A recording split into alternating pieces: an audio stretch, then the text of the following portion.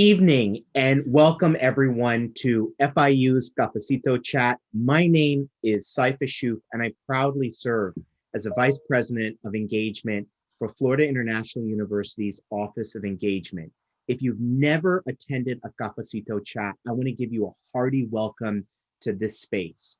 At the beginning of the pandemic last year, our office created Cafecito Chat as a way of bridging connections with our community, even during difficult times of the pandemic. We like to say social distancing doesn't have to mean social isolation. And over that time, since we started Cafecito Chat in 2020 and leading into this year, we've hosted over 150 Cafecito Chats, ranging episodes on all manner of different important topics in our community, our country, and the world around us, with close to over 13,000 viewers tuning in. But tonight is a little bit different. It's actually extra special because we're partnering with our friends at AT&T. It's actually the first time we've ever partnered with a corporation. And for us, it mattered so much to have a marquee American brand like AT&T be joining with us. I would be remiss if I didn't give a very special shout out to a leader of AT&T right here in Miami, an FIU alum, our friend Alex Dominguez, who actually serves on our Engagement Advisory Council. Thank you so much, Alex. Thank you to all of the partners at AT&T. If I started to shout them all out, we would be here all evening, but a big special nod as well to my dear friend, Crystal Cole. We appreciate you all. And so tonight, we're celebrating Florida's African-American unsung heroes during a special Black History Month edition of Cafecito Chat. And what partner could be better for us to have this conversation than AT&T, which itself is a company that's so deeply committed to making sure that American families and communities are connected in good times as well as during challenging times. This space at Cafecito Chat is all about making sure that our public square is robust and all of us are able to come together to learn with one another and to challenge each other towards community-based growth. And so I hope today is not your last Cafecito Chat. Maybe another time we'll have you back for Mojito Chat. That's something a little bit different, but we want to welcome you to join us for future episodes. And now, please join me in welcoming somebody that I also consider a dear friend and a leader amongst leaders in our state, the great state of Florida, our friend, Mr. Joe York, who serves as the president of AT&T right here in the great state of Florida and throughout the Caribbean. Welcome, Joe. Thank you. Thank you, Saif. I really like the intro music as well.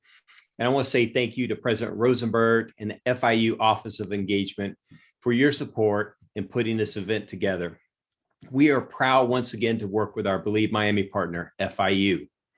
I'd also like to take a moment to thank our esteemed panelists and guests for taking time to help us celebrate Black History Month in a different way during this new normal we're living in. Tonight, we're not only recognize the contributions of some very extraordinary Floridians, but we have the opportunity to hear from two very influential and history-making leaders in law enforcement for what promises to be a very special and important conversation.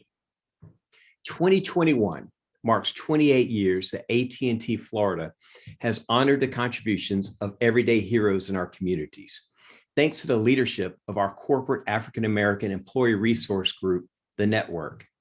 Thank you all for everything you do in our community each and every day.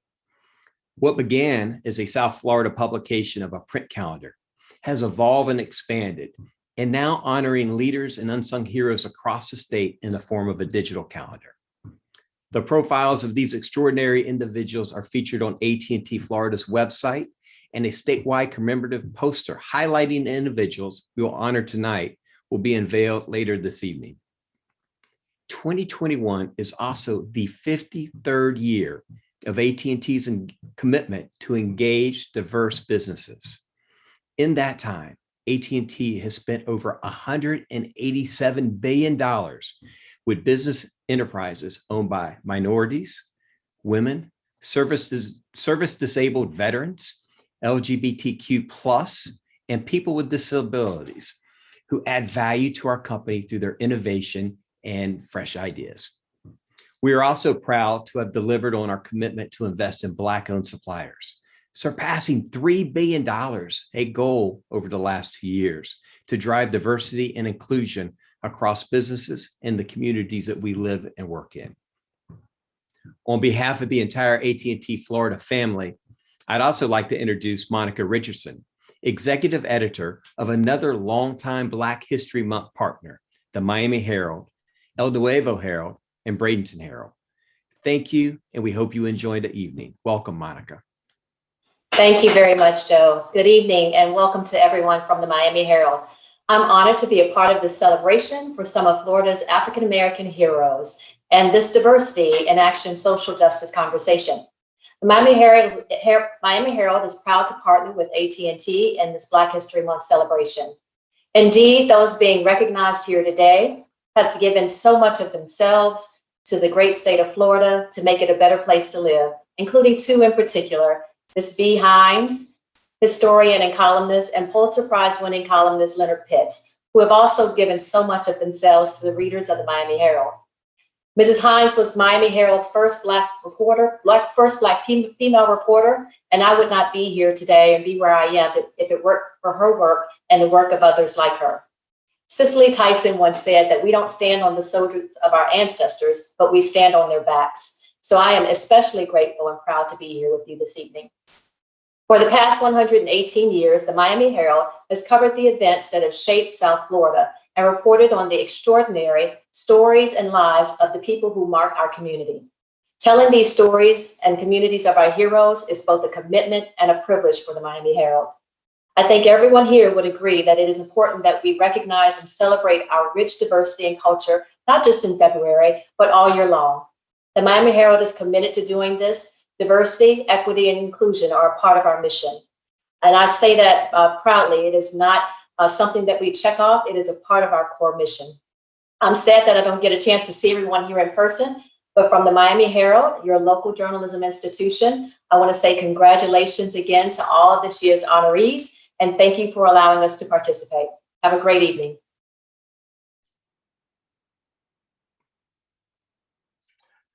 And good evening, everyone. My name is Edwin Narain. I'm the Assistant Vice President of External and Legislative Affairs here at AT&T Florida. And it is indeed my pleasure to be able to introduce our panelists and our moderator tonight.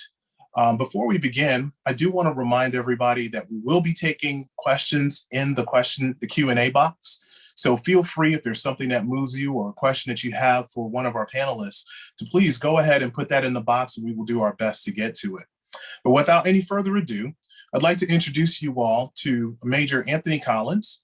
He's a native of Tampa, Florida, and he began his career back in 2004 as a deputy sheriff with the Hillsborough County Sheriff's Office, while simultaneously being enlisted in the Army National Guard.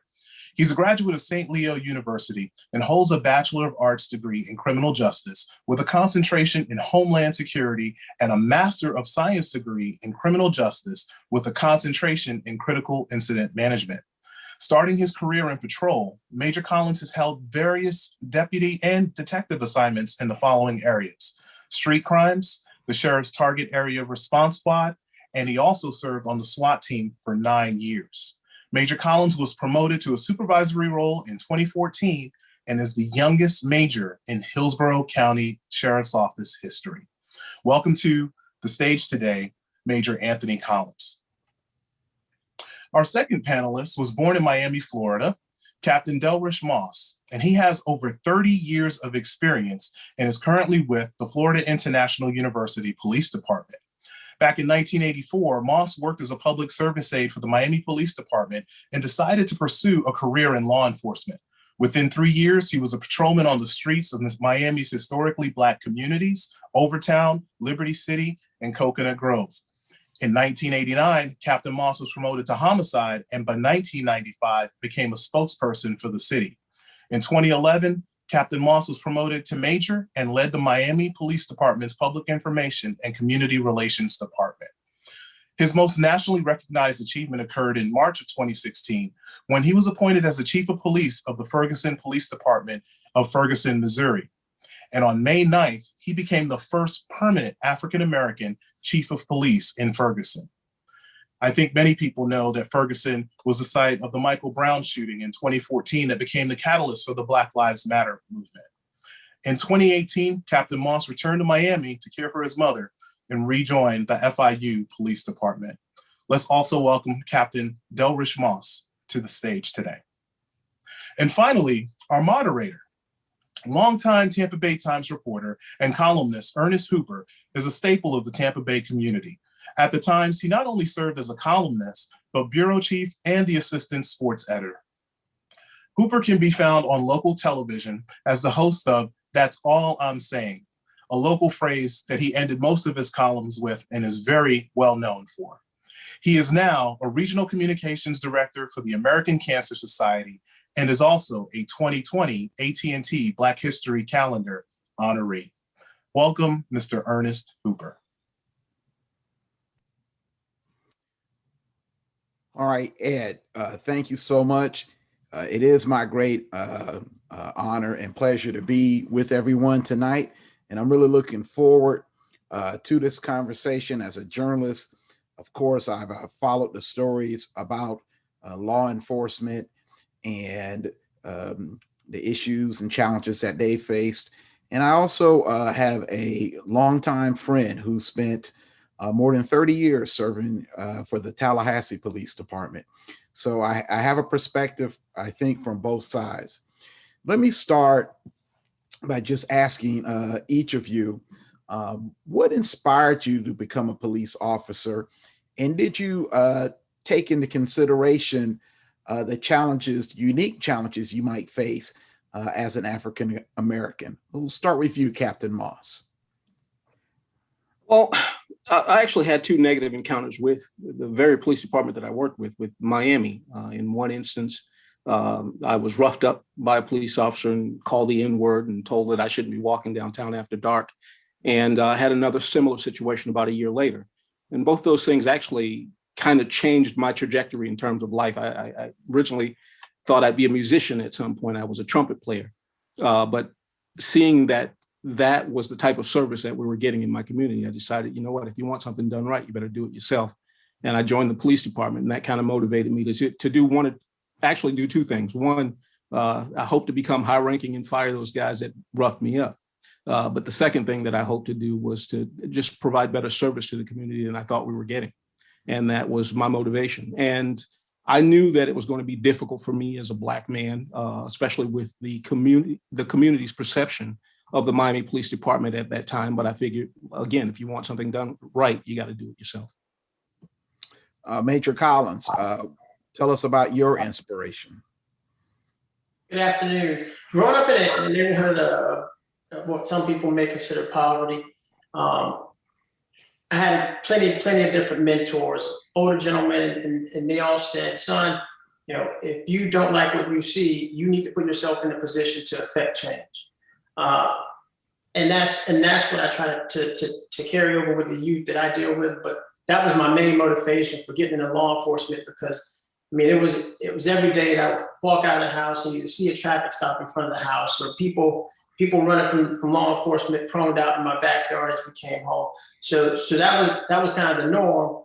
But I wanted to be a part of something that would be able to affect change, both internally and externally. So, Major, we know that law enforcement officials, particularly African-American law enforcement officials, face a challenge when they're in uniform, and can face a challenge, a very different kind of challenge, if they're out of uniform and pulled over by someone in law enforcement.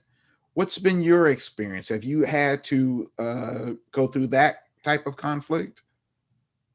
Yeah, and I'd be dishonest if I told you otherwise. I think first and foremost, we have to be secure in who we are as people. And in such, yeah, I have been, much like Captain Moss said, I have been a victim of what some people may call racial profiling, being stopped and not being really given a good reason as to why the stop happened. So yeah, it does happen. But on the flip side, I think when you see things, especially on a national spectrum, and people look at things and they kind of try to put it in a sense of generalities. and say, well, all cops are bad. And then conversely, you can look at any demographic of anything and find negative or find fault within any demographic, whether it's a teacher, whether it's a doctor, whether it's an attorney. There's something wrong with any demographic. So that's the struggle that I deal with as a Black male from the law enforcement side, is in dealing with the community, people many times speak in terms of generalities that all you guys are bad. And that's genuinely not the case. Not to detract from the individuals who are bad, but I think that's where true leadership comes in at, and that's where we have to start looking at our leaders, because a lot of these issues are based off the culture of the agency and what those leaders allow to happen, much like parenting.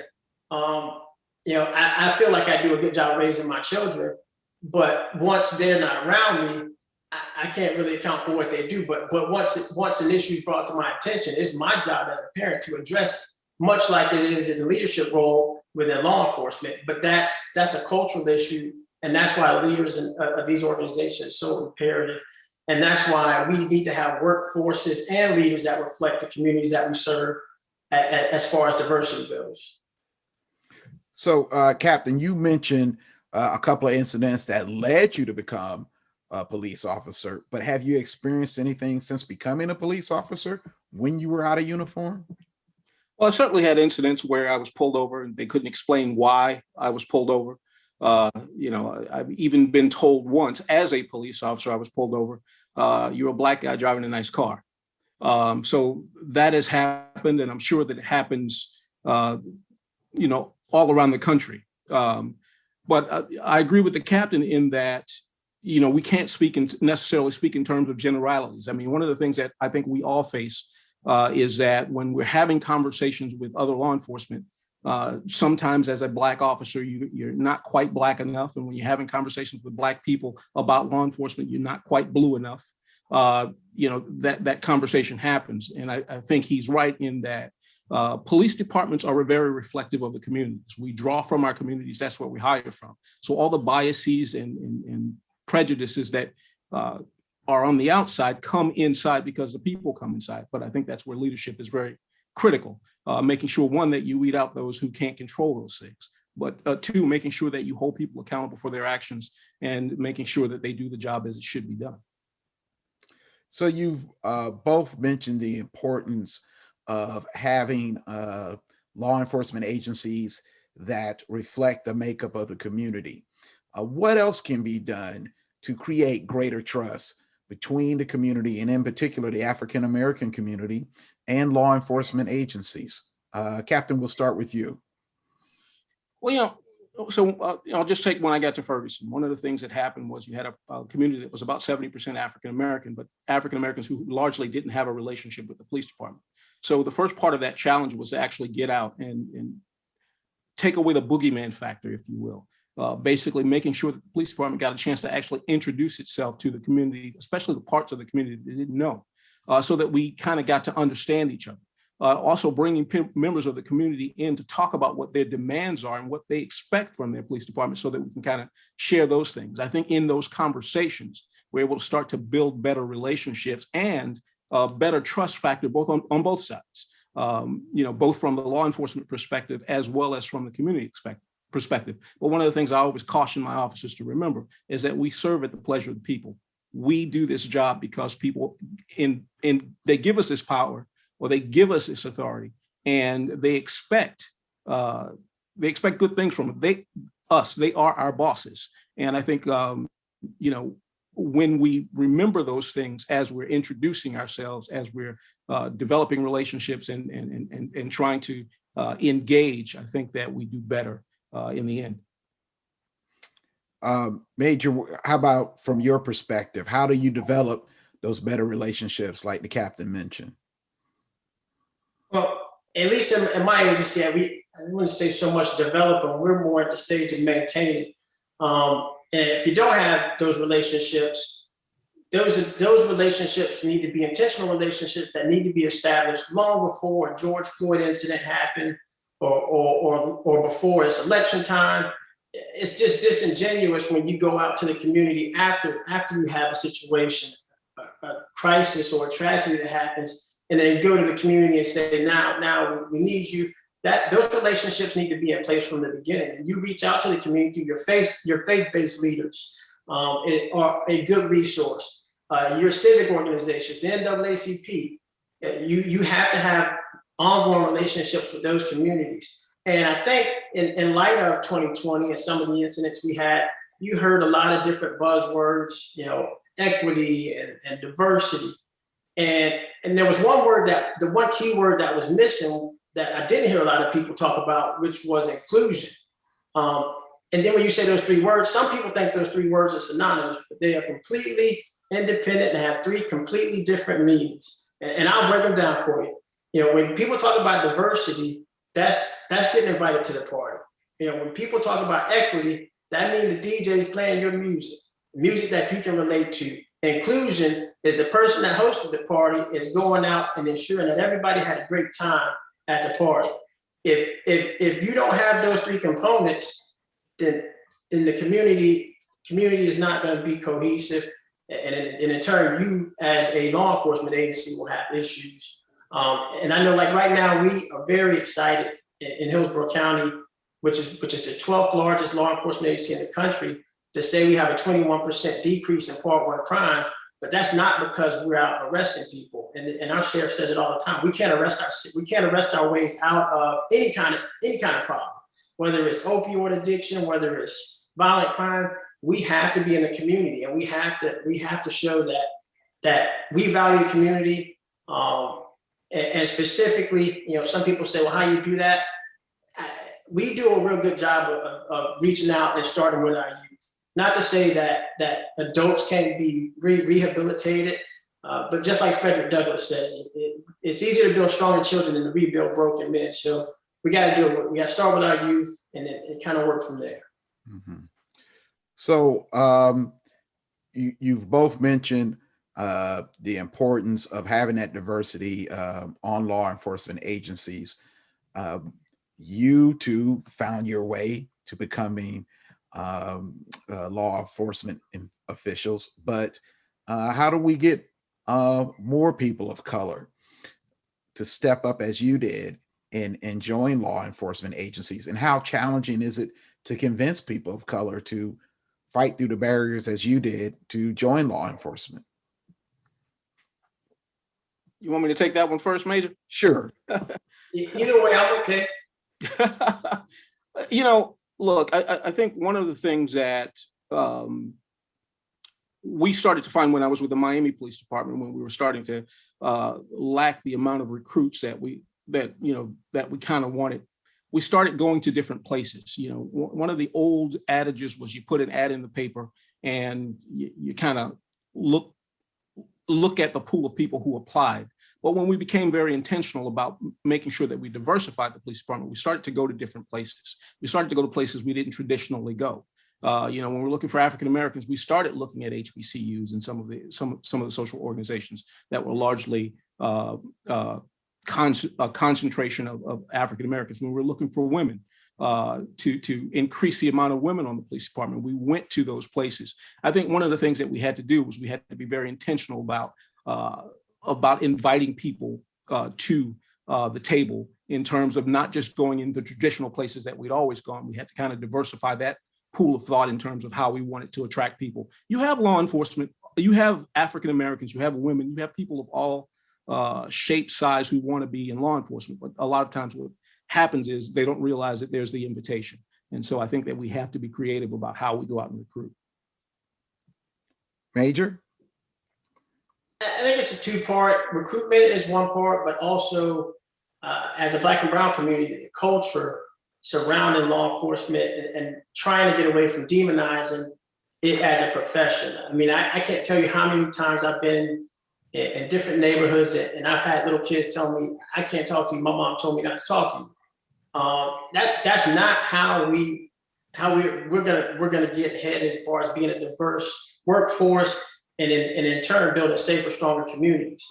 And I'm frequently asked the question, well, what do you think about Black Lives Matter? Do you think Black Lives Matter? Yeah, I think Black Lives Matter is a legitimate issue. I got 2 Black and brown kids, so for me to tell you it's not would be reckless. So, but I think in the same sense, when we say Black Lives Matter, they have to matter 24/7. It can't be a situational, or it can't be a slogan that comes up, when a tragedy occurs, because George Floyd incident was a tragedy. But then conversely, like I said, we had a 21% decrease in crime in Hillsborough County. And I'm a very analytical person, so I kind of equate things to numbers. But we had a 50% increase in Black on Black violent crime. So we have to be real as a community and say, hey, we need to be part of the solution and try to get out and get in front of this stuff. So we're not hurting ourselves in the long run. As far as recruitment goes, yeah, we recruited all the HBCUs. But like I said, those people have to be willing to want to be in the profession. And if all they've been told their whole life growing up is the police are bad, the police are this, police are that, well, nobody wants to be in the profession. So at that point, no one's in these different majors, no one's in those courses to even pursue the career. So I think a lot of it starts as far as the community and the culture internally, and then recruitment. I can tell you, we did change our recruitment standards. We were very, very high up on college education. And probably 3 years ago, you needed a 4-year degree, or you probably wouldn't even be considered. More likely, you needed a master's degree before they hired you. That's not practical when you want a diverse workforce, because truthfully, I can tell you right now, when I got hired, I didn't have a college degree. I couldn't afford it. My dad told me, I'm glad you want to go to college, but I don't know how you're going to pay for it. Well, there's many people in the community, specifically in the Black and Brown community, that they want to do better. They're not standing there with a hand out. They have their hand up, just asking for an opportunity, somebody to help them out. So we did change our recruitment and change our hiring standards. So now you don't need a college degree. So you have to look at different things as far as recruitment go, and then also the internal culture of the community. Yeah. So let me follow up on that. What is your advice to parents who we know so often have to give their kids what has become known as the talk, how to conduct themselves when they're pulled over, and it involves instilling a degree of caution in people, and at the same time, you're hoping the parent will balance the talk with the realization that not every police officer is a bad person. What's your advice to parents who have to walk between those two extremes? I would equate it to the same conversation I have with my two kids. Everybody in life has a role. We have attorneys, we have judges, we have courtrooms, and you have law enforcement. Your position, and that's what I tell my kids, if something goes wrong or something you do not agree with happens while you're on the street, while you're in contact with law enforcement officers, that's not the place to hold court. Your job as my child is to come home to me and my wife, period, by whatever means necessary. But obviously not by not hurting the officer or anything, but your primary goal at the end of that interaction is to come home in one piece to my wife and I. At that point, if we need to go in internal affairs, if we need to go get an attorney, there's resources for things that happen when people are violated and acts of misconduct occur. But the streets are not the place to try to solve legal issues. And that's what I tell a lot of the youth, because we do a lot of these know your rights panels. And I just want to make sure it's clear. Look, we were telling you these are the rights, but that doesn't mean sometimes things don't shake out, and there may be certain caveats to what you think you're told that are actually contradictory completely. So just do what you got to do, get home safely is what my advice would be. Mm-hmm. Captain, what's your advice to parents who are trying to balance between giving their children a healthy dose of caution, but also instilling respect for law enforcement? Well, look, I think we have to be really intentional and realistic about the conversations that we're having. We do. I've had that talk with my nephew. I raised my nephew, and I've had that conversation with him. As a matter of fact, when I bought him a car on his way back to college, I put him on a train because I didn't want him going through certain parts of the country. just because the parental side of me had a particular fear. But, I found that fear has not really stifled, at least in my experience with my two previous departments, didn't really stifle that drive for police officers, people wanting to be police officers. I found that a lot of people in the Black community wanted to be police officers. One of the things that I found in Ferguson when I got there was there were some flaws in the system that was kind of keeping people out. With regard to Miami, it's a very diverse department because people are drawn to want to do this job. I think that I think the two live on, just kind of live on different planes in terms of keeping people from the job. I don't really see it that because we're having that one conversation, people aren't looking to do the job. I think it does create a little bit of difficulty in terms of the recruitment, but I don't think it stops people from wanting the job. But I think we have to be intentional and honest about all the things that we warn our kids about, whether it be dealing with police to dealing with dangerous situations out in the street. I think we have to be just holistic in that conversation. And I think that that helps, but I don't think it stops us from wanting to do the job. Mm-hmm. Do you think there is a role that companies and corporations can play in improving police and community relationships? Certainly. One of the things I ran in Miami was a police athletic league, and it's a nonprofit organization that really drew a lot of kids to want to be police officers.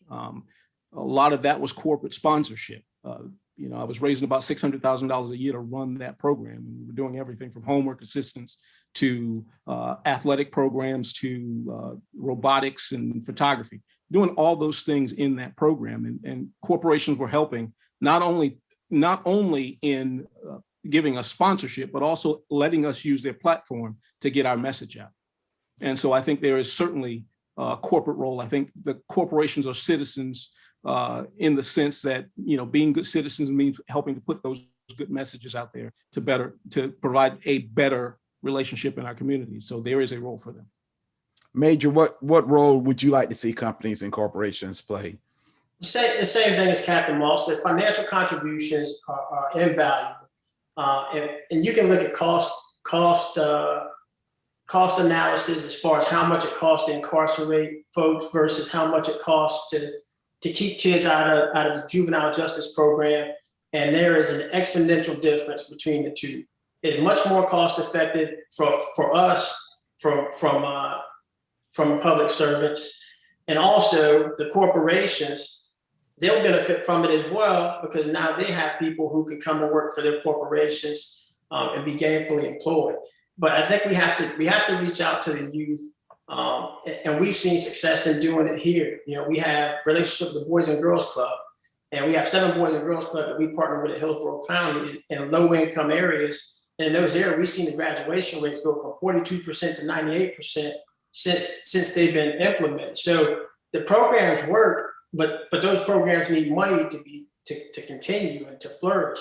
So the financial contributions and like I said, we really like to focus on the youth, because if we can reach our youth before they enter into the juvenile justice program, then that's a success completely around the whole circle. It's a full circle effect. So that's kind of the gist of where we're at as far as corporations concerned. All right, we're getting close to wrapping up this portion of the presentation. Let me ask both of you, what do you see in terms of the future of law enforcement, and can law enforcement agencies be successful in trying to create more trust and narrow the gap, the chasm that sits between law enforcement and communities of color? We'll start with you, Major. I think we can. I think we are. I think obviously there's been some additional things that have been I'd say changed since people, in light of what people call reform. some of this stuff should have already been implemented and was already being implemented or was in the process of being implemented. But you talk about transparency, body worn cameras.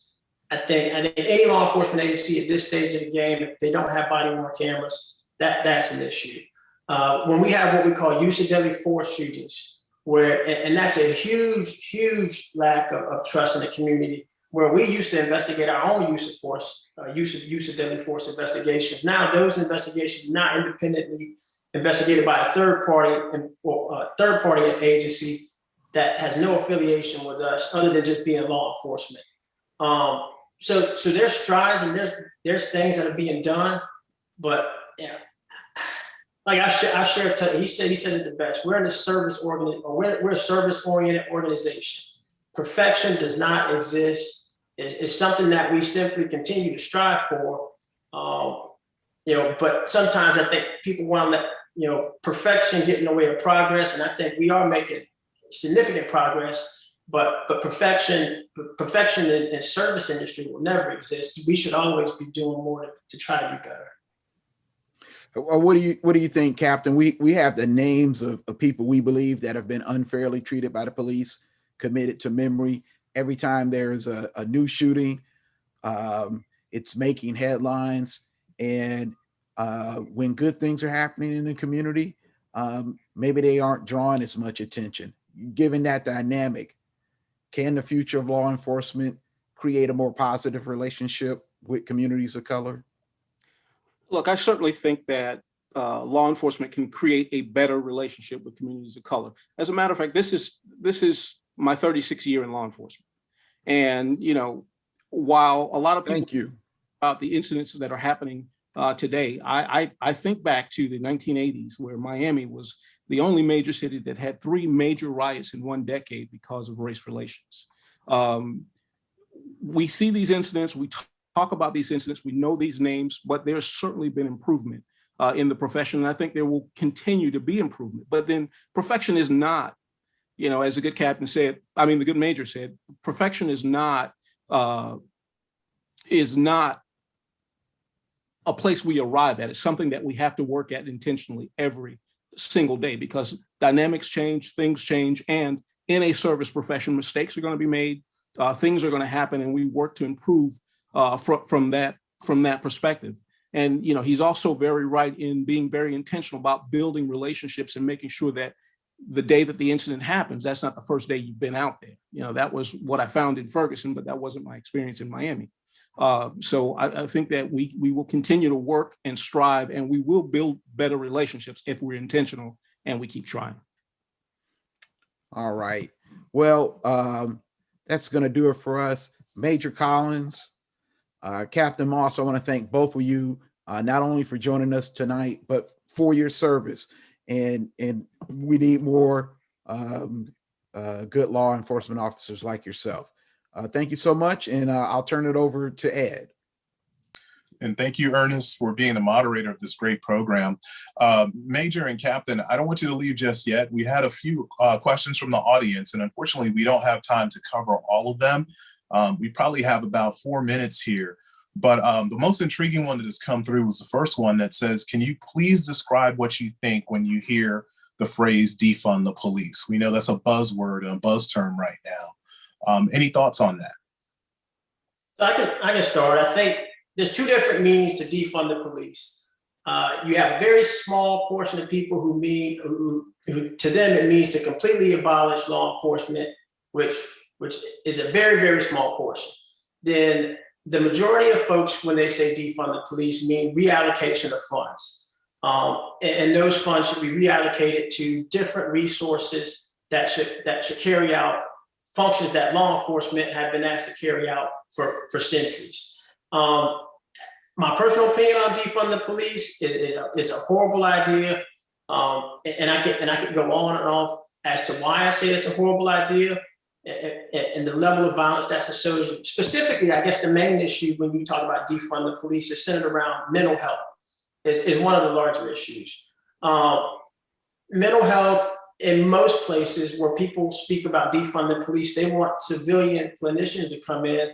But in most of those settings, that they work in, it's a reactive setting. Like we Baker Act them, the individual goes to a mental facility, they've already had their mental break. At that point, now they're receiving treatment.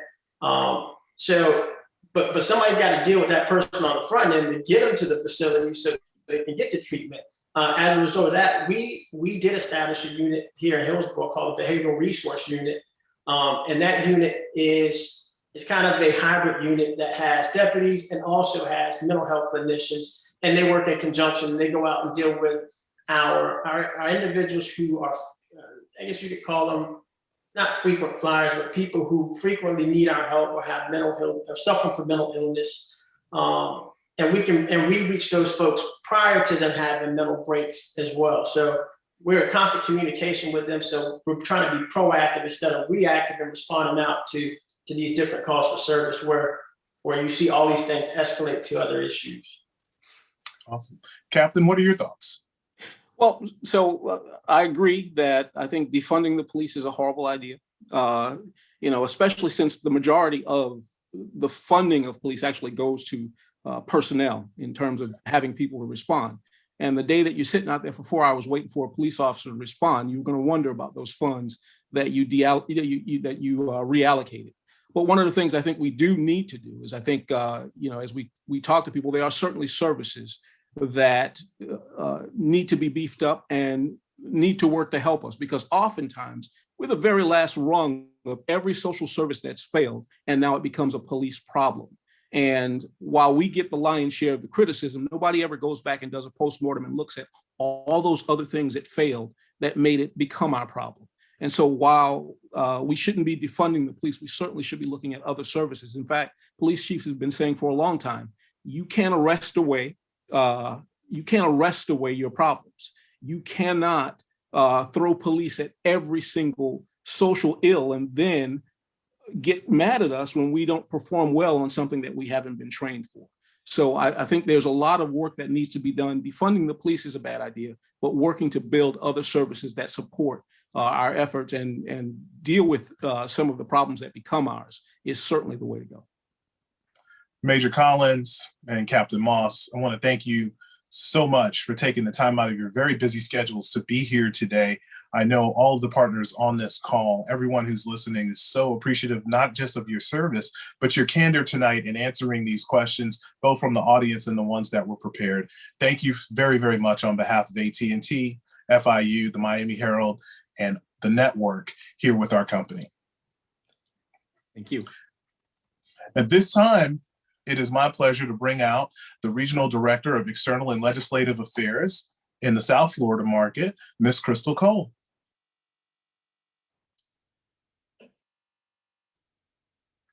I just can't hear you though. That's the only problem.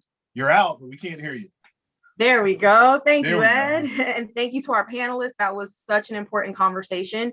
And it was actually very enlightening and informational. So we're appreciative. And at this time, I'd like to introduce Ronaldo Barrazer, who is the president of the Network South Florida Employee Resource Group organization, who will give a few remarks on behalf of the organization.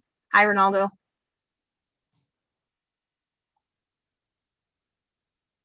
Oh, we can't hear you. What about now? There you go. Thank you so much. Welcome. Hey, thank you so much. Thanks for having me. Good evening, everyone. Panelists, viewers on Facebook, everyone that's on Zoom as well. It's a little different from how we would conduct this event traditionally in person, but however, it's an amazing time and I'm happy to be here.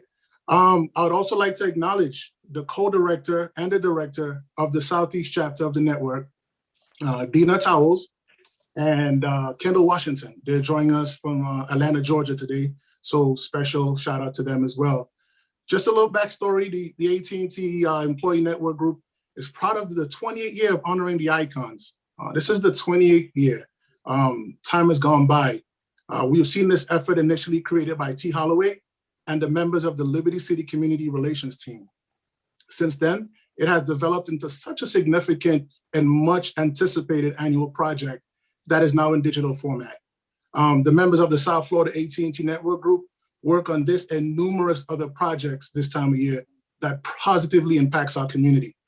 The time spent on this is actually done with the employees of the network or employees of AT&T that's part of the network on their own time. So much of the hours dedicated to making an event like this a success from the network perspective is done on the employees' own time outside of the hours they devote to doing their job at AT&T. Apart from this, the network not only focuses on the Black History Month, but we focus on giving back to the community. So we do things that range from feeding the homeless, working with foster care, giving food to the less fortunate, toy drives throughout the year. So separate and apart from this event, we're constantly active throughout the year. So I would definitely like to thank our panelists. It's a very strong conversation. I know we could have gone on for hours about social justice and policing. So to both officers, I want to thank you so much for all you do on a day-to-day basis. I'm not envious of what you do because I know it's a very, very difficult job. And to everyone that's tuned in, we're happy that you joined us today, and we look forward to the 29th year in 2022. And hopefully we can actually be in the same room and not doing it in this format. So once again, thank you so much for allowing the network to be part of this. And we look forward to doing this again in 2022. Thank you, Ronaldo. Thank you so much. And before we continue, I would be remiss if I didn't thank two very, very special members of the network who are longtime Black History Month committee members and also recently retired from our company, but they have helped to make tonight as special as it is for our honorees. That would be Miss Sandy Thomas and Moya McFarlane. I just wanted to say thank you so very much for all you're doing in retirement to stay connected to us and your family here at AT&T. Now, for the moment that we have all been waiting for. So as we prepare to recognize this year's honorees, it is my honor to unveil the 28th annual 2001 Florida African American History poster.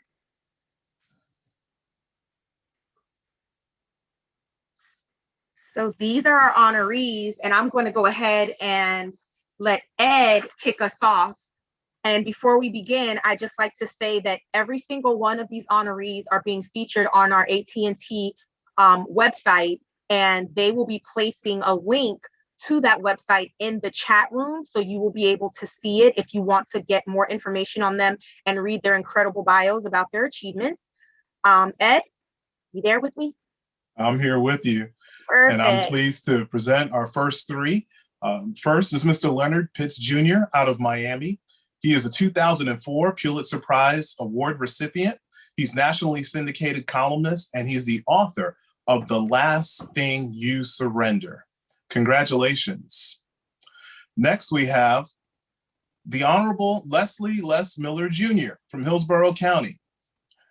Commissioner Miller is the first person to lead both the Florida House and Florida Senate Democratic Caucus.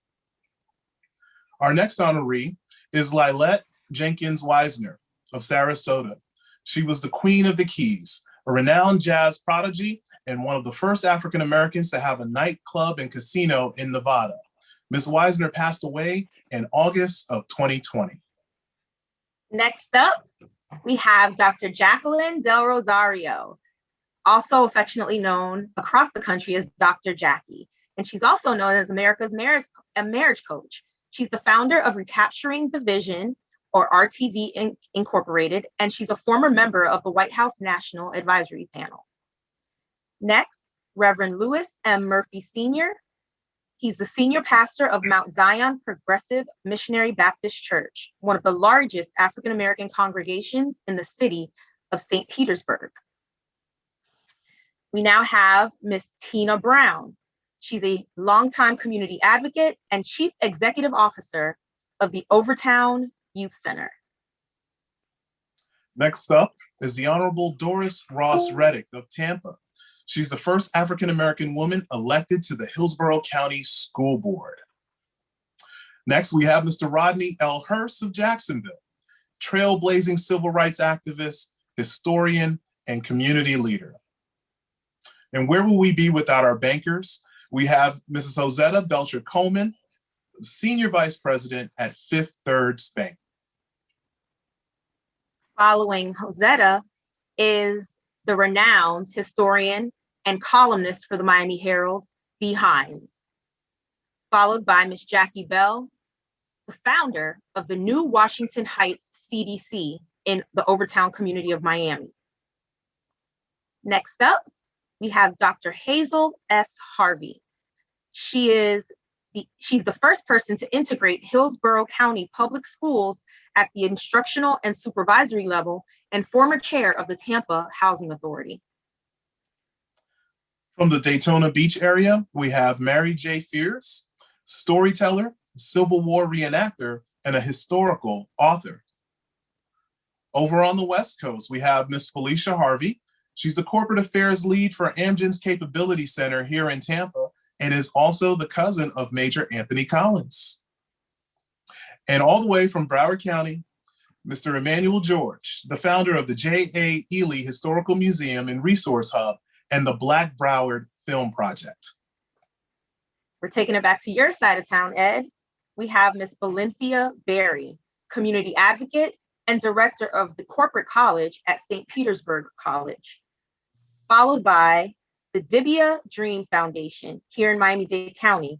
They are a leading community-based STEM organization that operates not only in Florida, but also in the state of Louisiana, the state of Texas, and across the ocean in Bermuda. Followed by Ms. Charlene Bowie, longtime domestic violence advocate and founder of Coffee Break with Charlie.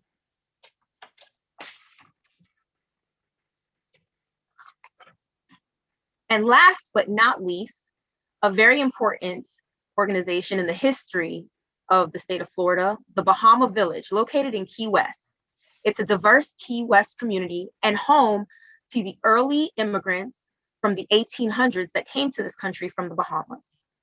So we'd like to say congratulations to all of this year's honorees. Your contributions are not only remarkable, but a testament to the excellence that resides in our state. And also for our guests that are watching, remember to learn more about each of tonight's honorees. Their stories are incredible, and a the AT&T website has been placed in the comment section of this broadcast. Additionally, Sunday's Miami Herald will feature a full-page ad with this 2021 Black History Month poster. So make sure you check it out and pick up your copy on Sunday. Crystal, that is great. I mean, this is the perfect recognition for so many of the trailblazers that are being honored here tonight. And before we close out, I'd like to thank all of you who are watching on Facebook Live or who may be logged in today for joining us for this program. And, once again, we want to thank all of the participants, the honorees, and we want to give a very special shout out to our partners at the Miami Herald, the FIU Office of Engagement, and the network. We're going to give you your evening back. Thanks for joining us and have a great Thursday evening. Bye, everyone. Just got to get real with the